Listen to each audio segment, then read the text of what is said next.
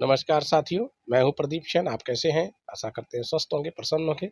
आज की चर्चा करेंगे हम यूपी टेट एग्जाम जो प्राइमरी लेवल का है, उसको हम लोग आज इसका एनालिसिस करने वाले हैं। और पेपर बहुत ही अच्छा आ रहा है। इस शिफ्ट का तो पेपर ठीक आया है, आगे का भी लगभग लगभग इसी तरीके का पेपर होना चाहिए। तो पेपर हिंदी के जो क्वेश्चंस हैं बहुत ही अच्छे आए हैं। आइए हम लोग उनको चर्चा करते हैं। ठीक है, एनालिसिस करेंगे एक एक प्रश्न पर।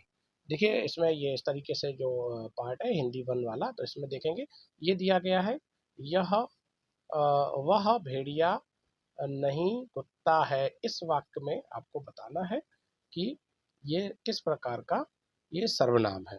जैसे पहला ऑप्शन इसमें दिया है संबंधवाचक सर्वनाम, प्रश्नवाचक सर्वनाम, पुरुषवाचक सर्वनाम और निश्चयवाचक सर्वनाम। तो सिंपल सा है, इसमें तो निश्चयवाचक सर्वनाम होगा, है ना। इसे संकेतवाचक भी कहते हैं, वह इसमें हो गया। ठीक है, चलिए। तो ये आपने बिल्कुल सही सिंपल सा प्रश्न है, तो कोई बड़ी बात नहीं है। अगला है प्रश्नवाचक चिन्ह। तो इसमें तो सिंपल सा है, प्रश्नवाचक चिन्ह आपको जहाँ दिख जाए। कैसा पेपर बनाया है, बिल्कुल स्तर बिल्कुल डाउन करके पेपर बना दिया है। ठीक है, तो इसमें तो ऑप्शन आपका डी लग रहा है। ठीक है, चलिए अगला प्रश्न देखते हैं। प्रश्न क्या है? प्रश्न दिया है, इसमें दिया इंज्ञा ध्वनि किस वर्ग से संबंधित। अब इसमें बच्चों को बहुत सारा डाउट रहा। इंज्ञा लिखा हुआ है बेटा, इसमें बच्चों ने डा समझ लिया है। तो इसमें बच्चे बी ऑप्शन लगा के आए हैं, टाठा डा वाला, जबकि ऑप्शन आपका ये का वर्ग का है। का वर्ग का पंचम अक्षर है ये। ठीक है, और बच्चे लगा के इसमें अधिकांश बच्चे बी ऑप्शन लगा के आए हैं, तो ऐसा ये गलत कर दिया है, जबकि ऑप्शन इसमें इंज्ञा है। ठीक है, ये का वर्ग का पंचम अक्षर है बेटा। ठीक है, तो इसका ऑप्शन क्या हो जाएगा? तो इसमें ऑप्शन तो ये बच्चे टा लगा के आए हैं, ऑप्शन होगा का वर्ग। ठीक है, चलिए, ये का वर्ग ऑप्शन नहीं है, टा लगा के बच्चे चले आए, जबकि है का वर्ग। चलिए, इसमें देखेंगे अगला प्रश्न क्या है। जिन व्यंजनों का उच्चारण करते समय मुंह में गर्म हवा निकलती है, उसे क्या कहते हैं? तो भाई जिसमें गर्म हवा निकलेगी उसमें क्या हो जाएगा? वो सीधा सीधा है, ऊष्म व्यंजन हो जाएगा। उसे ऊष्म व्यंजन, इनकी संख्या कितनी होती है? 4 होती है। ठीक है, चलिए अगला क्या है। नाक में दम करना का अर्थ बताना है आपको। नाक में दम करना तो क्या होगा? परेशान करना, है ना। नाक में दम करने का मतलब क्या होगा? परेशान करना। अगला क्या है। निम्नलिखित में से कौन सा शब्द शा शा ध्वनि का सही उदाहरण है? साधनी, स्वाधनी किसमें है देख लेंगे, शिक्षा में दिया है। ठीक है, तो ये आपका डी ऑप्शन हो जाएगा। अगला दिया है, अगला प्रश्न क्या है, आइए चर्चा करते हैं। इसमें शिक्षा हो जाएगा। ठीक है, चलिए। निम्न में से तद्भव शब्द कौन सा है बताना है। तद्भव क्या है? जो संस्कृत से विकृत रूप होता है, तो इसमें सीधा सा है गांव दिया गया है। अपुष्प सूर्य अग्नि ये तत्सम है, और ये वाला आपका हो जाएगा ऑप्शन बी, गांव। ठीक है, चलिए अगला प्रश्न, प्रश्न संख्या अगला दिया गया है, प्रश्न संख्या 38। सत प्लस गुरु का संधि रूप है। तो सिंपल सी है, ये व्यंजन संधि है। तो इसमें ऑप्शन क्या हो जाएगा? सत प्लस गुरु, ऑप्शन नंबर सी हो जाएगा। सॉरी, कौन सा हो जाएगा? सी, सदगुरु, ये व्यंजन संधि है। अगला प्रश्न क्या दिया है। सुरभित सुंदर सुखद सुमन तुम पर खिलते। देखो कई बार ये पंक्ति मैंने करा भी चुका हूँ, आपके नोट्स में भी बनी होगी। तो सा वर्ण की आवृत्ति जहाँ पर होती है, किसी वर्ण की आवृत्ति हो, वहां पर क्या हो जाएगा? तो वहाँ ऑप्शन हो जाएगा आपका डी, ऑप्शन अनुप्रास, है ना। अनुप्रास अलंकार का उदाहरण दिया गया है ये। डी ऑप्शन आपका राइट आंसर हो जाएगा। ठीक है, चलिए सिंपल से क्वेश्चन है, कोई ज़्यादा कठिन प्रश्न नहीं आए हैं, बिल्कुल सिंपल से क्वेश्चन आए हैं। तो अगला प्रश्न पे हम लोग चर्चा करेंगे। अगले पे क्या दिया गया है। वह, इसमें दिया गया वह बहुत तेज दौड़ता है ना। वह बहुत तेज दौड़ता है, किस प्रकार का इसमें वाक्य है? तो भाई सिंपल सी प्रश्नवाचक है, सरल वाक्य है, मिश्र वाक्य, संयुक्त है। तो सिंपल है ये तो, बिल्कुल प्रश्नवाचक तो है नहीं, तो सिंपल यानी सरल वाक्य, ऑप्शन बी आपका हो जाएगा। ठीक है, अगला है लड़कपन शब्द में कौन सा प्रत्यय है? लड़कपन में बताना है, तो भाई सीधी सी बात है, लड़कपन में सीधा क्या है? पन। ठीक है, चलिए भाववाचक संज्ञा है। दुष्कर्म, कितना सिंपल पेपर आ गया। दुष्कर्म, दुह प्लस कर्म क्या है? विसर्ग संधि है। तो ऑप्शन क्या हो जाएगा? इसमें ऑप्शन हो जाएगा आपका सी, सी ऑप्शन आपका हो जाएगा बेटा, दुष्कर्म। किसी बच्चे ने भी देखो बिल्कुल ठीक लगाए हैं, दुष्कर्म है। ठीक है, तो ये सी ऑप्शन है। अगला ऑप्शन दिया है इनमें से केशव दास की रचना। तो देखिए केशव दास की क्या है? पदावली, साखी, विनय पत्रिका, रामचंद्रिका। तो ये क्या हो जाएगी इसमें? रामचंद्रिका। विनय पत्रिका तो तुलसीदास जी की अपनी भाषा में लिखी है, साकी भी इनकी बीजक कबीरदास जी की है, ठीक है, पदावली।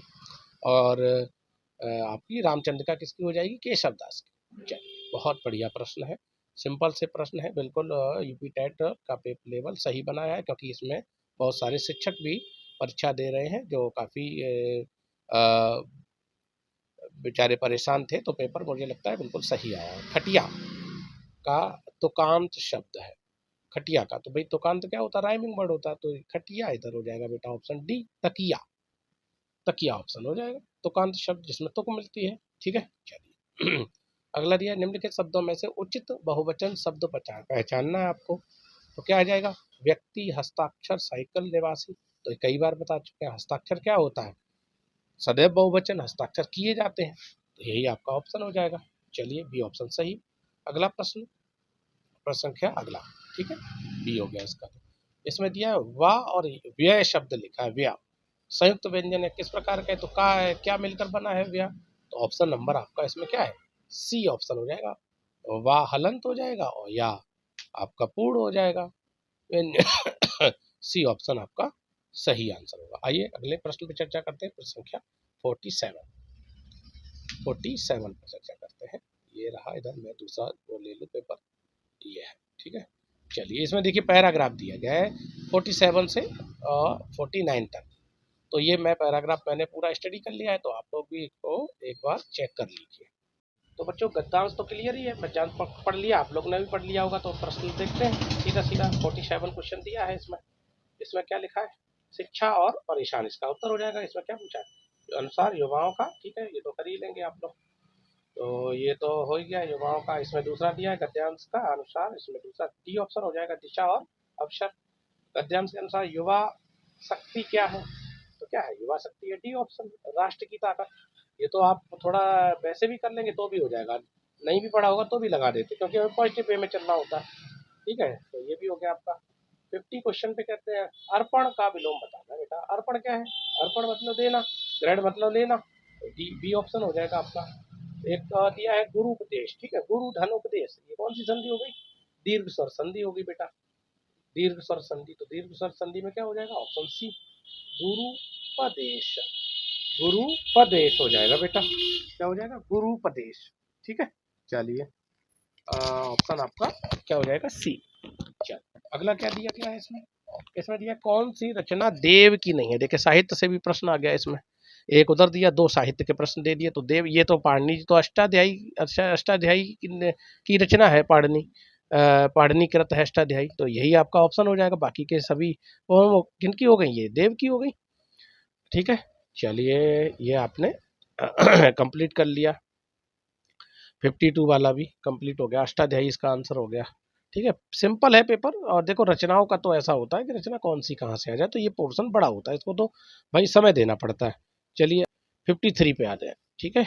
53 में क्या है, इसमें माँ हलंत, अच्छा गा और या ज्ञा लिखा है, तो भाई ज्ञा और या बी ऑप्शन हो जाएगा आपका, बी ऑप्शन आपका सही उत्तर हो जाएगा बच्चों, ठीक है। चलिए अगला दिया गया है खरगोश का स्त्रीलिंग बताना है बेटा, खरगोश का स्त्रीलिंग, तो खरगोश का स्त्रीलिंग क्या होगा इसमें, तो कुछ देखो ये बच्चा क्या है, खरगोशन करके आया है, जबकि कितनी बार ये समझाया, खरगोश क्या है, ये सदैव पुल्लिंग शब्द होता है, तो मादा, मादा खरगोश हो जाएगा इसका सही विकल्प, है ना। इनमें मादा लगा के, जैसे भालू है तो नर मादा भालू, है ना, और नर और क्या नाम, नर और मादा लगा के हम लोग चेंज कर लेते हैं, ठीक है। तो ये आपका ऑप्शन डी हो जाएगा। अगला, निम्नलिखित में से कौन सा वाक्य सही विराम चिन्ह पूछ लिया गया, सही विराम चिन्ह का प्रयोग किसमें हुआ है बेटा, तो उसने कहा मैं कल आऊँगा, उसने कहा मैं कल आऊँगा, इसमें ऊपर वाले में देखो उद्धरण चिन्ह नहीं लगा, इसलिए गलत हो गया है, ऑप्शन आपका हो जाएगा बेटा डी, उसने कहा मैं कल, देखिए बिल्कुल सही लिखा है, कॉमा फिर उसके बाद उद्धरण चिन्ह, और वो भी दोहरा उद्धरण, ये तीनों ऑप्शन ऊपर के गलत हैं, इसमें कुछ ना कुछ देखो, इसमें कॉमा नहीं लगाया, इसमें क्या है बिल्कुल कॉमा और उद्धरण चिन्ह नहीं लगाया, तो आपका ऑप्शन क्या हो जाएगा, डी, डी आपका सही उत्तर होगा, ठीक है। चलिए 56, सुर धन इंद्र संधि का रूप बताना है, तो बेटा क्या हो जाएगा, ये तो गुण संधि है, सुरेंद्र, है ना, तो गुण संधि है सुरेंद्र, तो ऑप्शन कौन सा हो जाएगा, सी, सी ऑप्शन बेटा सही उत्तर होगा आपका, सिंपल से क्वेश्चन आए और यही सारे उदाहरण मैंने लिखाए भी हैं। आप अगर नोटबुक देखेंगे तो ये सारे उदाहरण और प्रैक्टिस महामैराथन से भी सारे क्वेश्चन लगभग लगभग मिल ही गए हैं। छ ध्वनि का सही वर्गीकरण क्या है? छ ध्वनि का, तो छ ध्वनि क्या है? महाप्राण। क्यों? प्रत्येक वर्ग का दूसरा चौथा वर्ण। च छ और पहला तीसरा वर्ण, पहला तीसरा पांचवा अल्प प्राण, दूसरा चौथा महाप्राण। ठीक है, चलिए मैं आपको ये बता चुका हूँ। चलिए, नीति ने सुचित्रा को फूल दिए वाक्य में क्रिया है, दो कर्मक है, अकर्मक है, एक कर्मक है और अगला क्या है? सकर्मक लिखा है, ये सकर्मक। ठीक है, तो यहाँ पे दो नीति ने, तो ये क्या है? ये दो कर्म है। सुचित्रा ने नीति को पुष्प दिए, तो भाई नीति को दिए और पुष्प दिए, तो दो कर्म हो गए ना। तो क्या हो जाएगा बेटा? इसमें दो दो कर्म हो गए, इसलिए ऑप्शन क्या हो जाएगा आपका? ऑप्शन आपका हो जाएगा बेटा, इसको थोड़ा सा मैं जूम कर दूं, ऑप्शन आपका द्वय कर्मक हो जाएगा बेटा।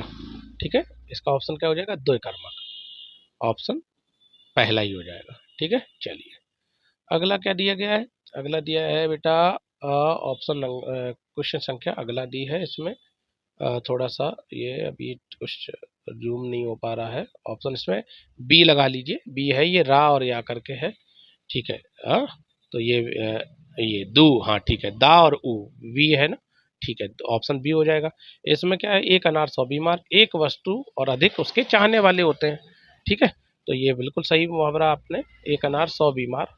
ठीक है, तो ये आपका डी ऑप्शन हो जाएगा। ठीक है, तो आपने ये प्रश्न लगभग लगभग चेक कर ही लिए हैं और आकलन कर लीजिए कि आपने कितने, लगभग मुझे लगता है 27 और 28 तो लगभग लगभग सभी बच्चों के ठीक है। तो हिंदी का स्तर बिल्कुल ठीक आ रहा है और बाकी के भी प्रश्न भी ठीक ही हैं। तो बहुत बहुत धन्यवाद आप सभी का। अगले पेपर की तैयारी करते रहिए। धन्यवाद, नमस्कार, जय हिंद।